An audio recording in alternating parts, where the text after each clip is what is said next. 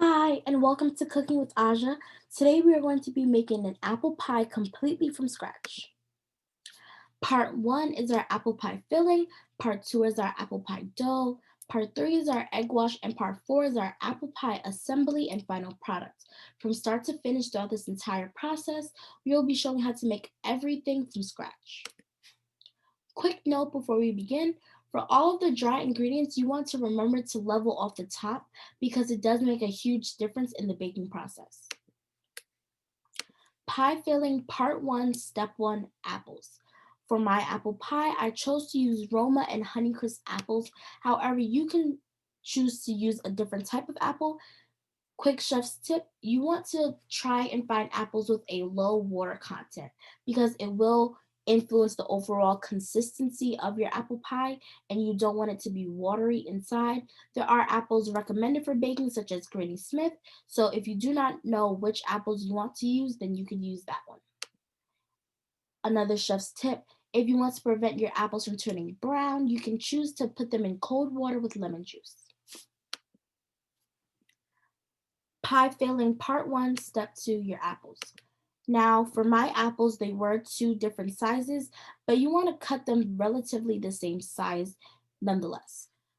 You want to cut your apples into slices that aren't too thin so that they don't fall apart and that they can maintain their shape because if they're too thin, then they won't be able to hold up and they will turn mushy. And you want your apple pie to have slices and not like an applesauce.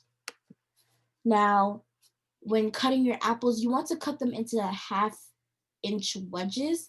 You also want to make sure that the size of your apples are relatively the same because if you have different size apple slices inside of your pie, it will influence your baking time and the way that your apple pie cooks. Another chef's tip, if you want, after slicing your apples, you can choose to put them back in the lemon water to prevent them from turning brown. Step 3. After your apples are peeled and sliced, you want to gather your other ingredients for the filling. Your other ingredients include light brown sugar, which a modification to come if you do not have light brown sugar, ground cinnamon, kosher salt, ground ginger, grated nutmeg, ground cloves, tapioca starch or cornstarch. Apple pie spice was a personal choice and is completely optional. It is not mandatory in this recipe. Brown sugar do-it-yourself. This is a modification. If you do not have brown sugar, then this is a way that you can make it. Here I am measuring out 1 cup of white sugar. Now, as you can see, I am leveling off the top because that excess will influence my overall recipe. I then pour the 1 cup of sugar into a bowl that I plan to mix in. After, I'm going to measure out 1 teaspoon of molasses. If this were dark brown sugar, we will be using more, but since it's light brown sugar, we're only going to be using 1 tablespoon. After you measure it out, you want to add it to your white sugar and proceed to mix. If your experience is like mine, when the molasses touches the sugar, it will clump together, which is why you can take a fork and just crush the clumps and keep mixing and crushing as you go. And eventually it will look something like this, which is closer to a brown sugar. Step 4.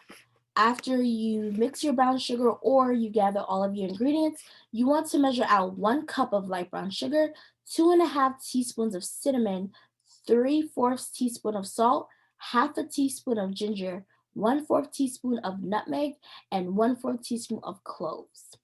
As you can see, I have all the pictures and measurements here, and I put it next to my 1 cup of brown sugar.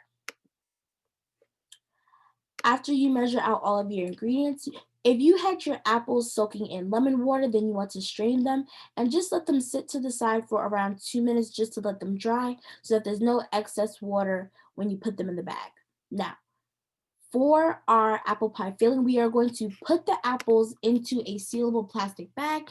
I use a Ziploc bag, and then you want to add in all of your ingredients. You could the brown sugar, the cinnamon, the salt, the ginger, the nutmeg, the cloves, and any of the spices that you decided to incorporate. You want to put them in the bag now. Step 6.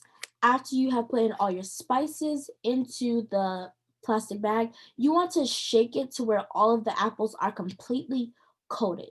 We are going to macerate at room temperature, which basically influences the volume of the apples as well as certain other aspects that will contribute to your pie. After you macerate at room temperature, or while you are in the process of it, you want to flip your apples occasionally until they have lost 1/3 of their volume, which will take around 3 hours. If you are not using it immediately, then you want to put it in the fridge so that it can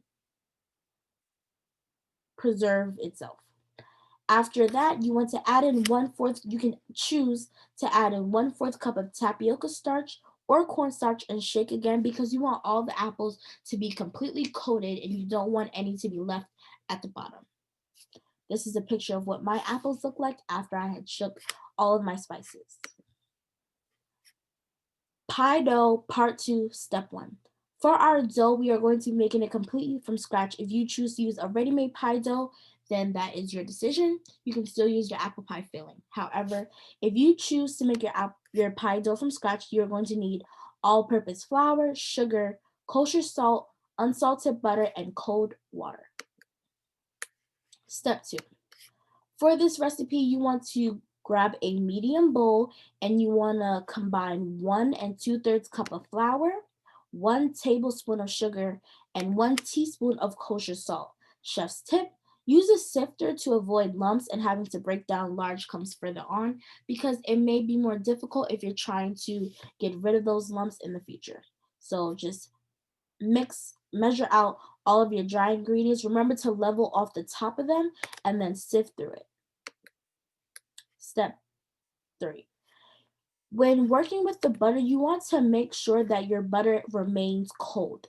If your butter is room temperature or if your butter is warm, the moisture levels are completely different and it will influence your dough extremely. So while you are in the process of anything else, you want to just leave your butter inside of the fridge so that it remains cold and it doesn't get warm.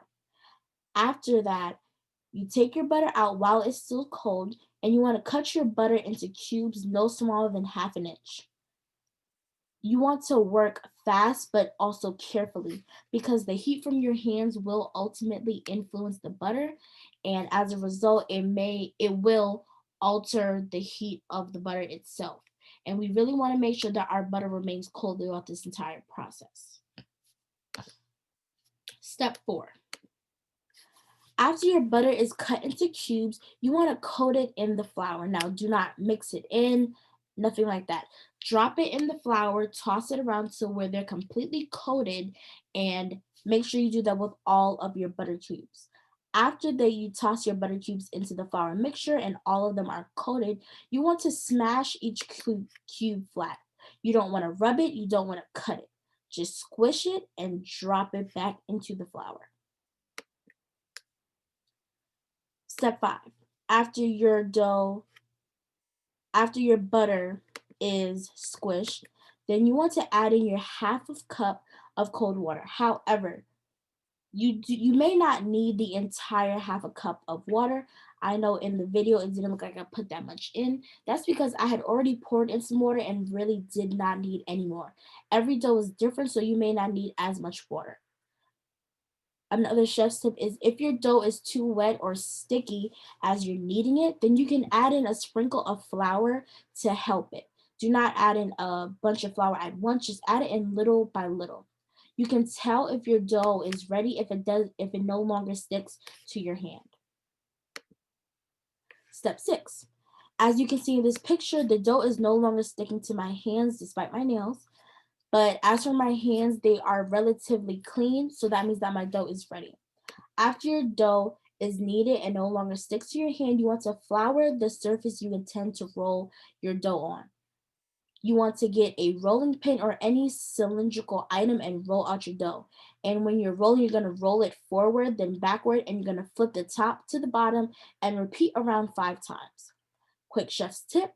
If your dough is sticking to your rolling item or your surface, just add a dash of flour, but not too much because you don't want your dough to become too dry. So just roll, flip, and continue. This is a picture of what my dough looks like. And after you have rolled out your dough, if you're not using it immediately, as in the same day, then you can place it in a sealable plastic bag and put it in the fridge. I always add an extra sprinkle of dough when I'm putting it in the bag just to prevent it from sticking to the bag. Filling update. From personal experience, because my apples had a higher water content, my filling was a tad different.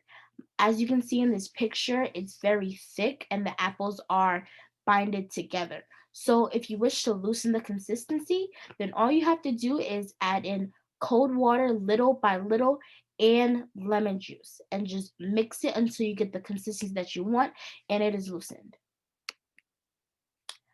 Egg wash, part 3, step 1, ingredients. All you are going to need for this egg wash is 1 large egg yolk, heavy cream, substitution to come, and kosher salt.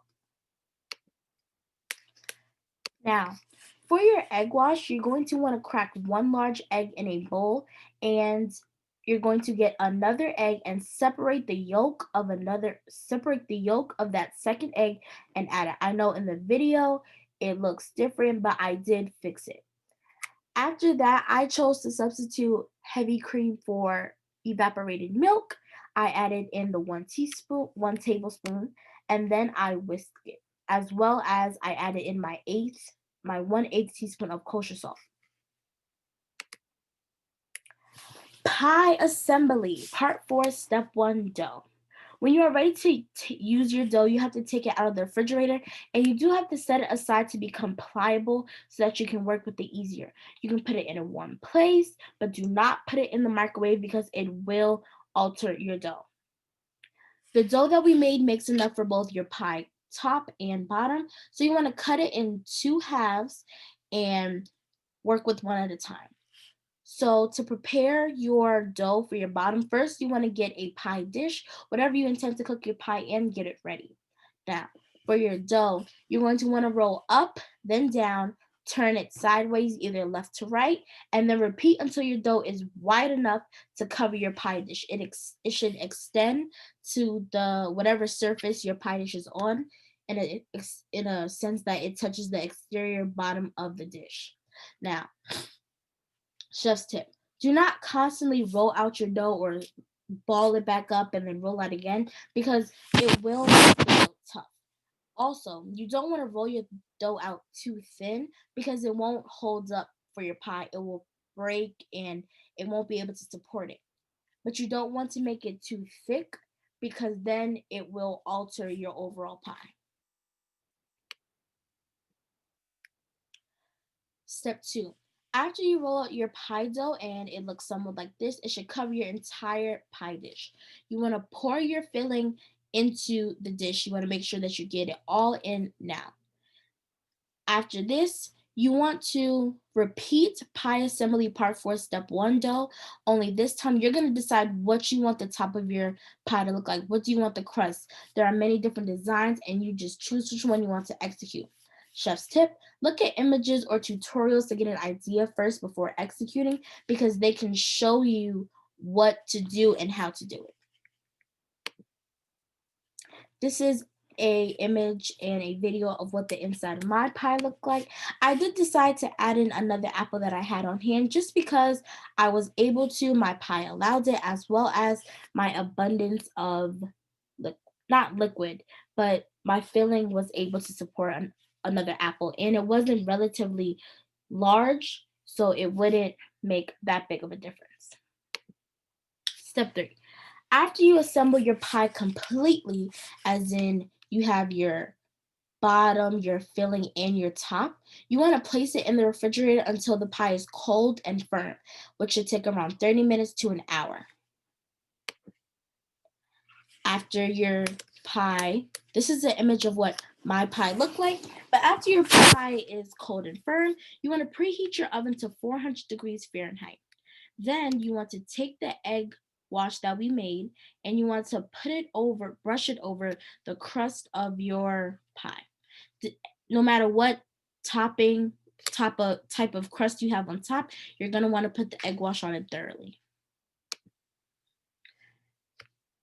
After you put your egg wash on, you want to place your pie in the oven and bake for 75 minutes. However, every pie is different and ovens aren't relatively the same at all times. So you want to check on your pie occasionally because your pie may be done before the time. And when your pie is finished baking, you want to remove it from the oven and cool for 1 hour. Chef's tip, if your top is golden brown or it's the color that you wanted, but you want to give it more time or you need to give it more time, then reduce your oven to 350 degrees Fahrenheit for the remainder of your baking time. This was my final product. Serve and enjoy. It also goes great with vanilla ice cream or French vanilla ice cream. These was These were my notes for the apple pie and my experience. This was my family feedback, and I hope you try this and you enjoy it.